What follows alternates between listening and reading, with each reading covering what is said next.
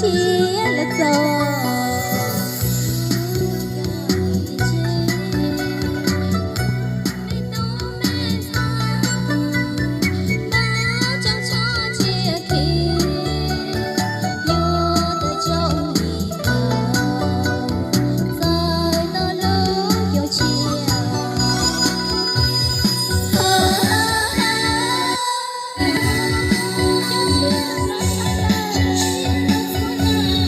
结婚这就是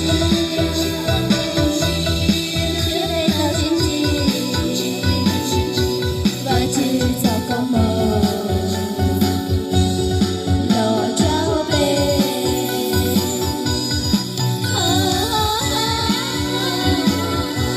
有钱了算了，有结婚这就是有结婚的心机。只做個夢，落腳背。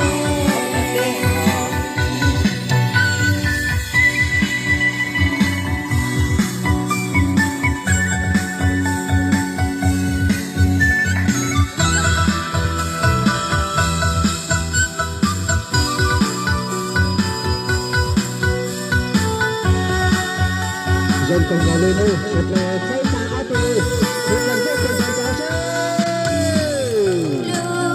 Lưu cờ đình chi, hùa cho tua chia sẻ, yêu nhớ bù hà, có lưu tơ tìm bù lưu trong chia là cho.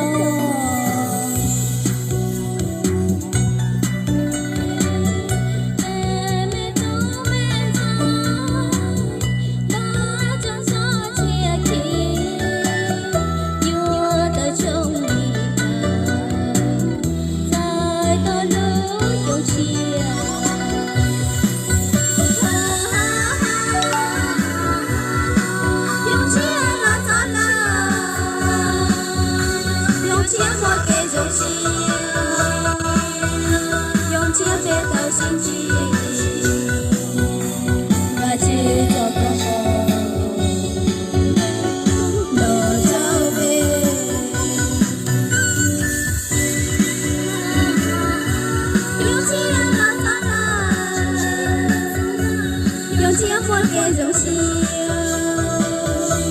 yêu chiếc về tàu xin chi và chữ cho công mơ lò cháu bê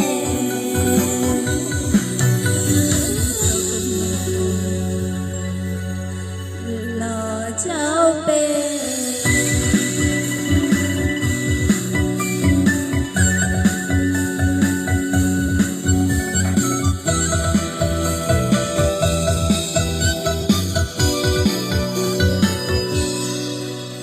Dân công gà, bế sạch làm bộ tiền trả trả y dàn tí hoa chứ luôn.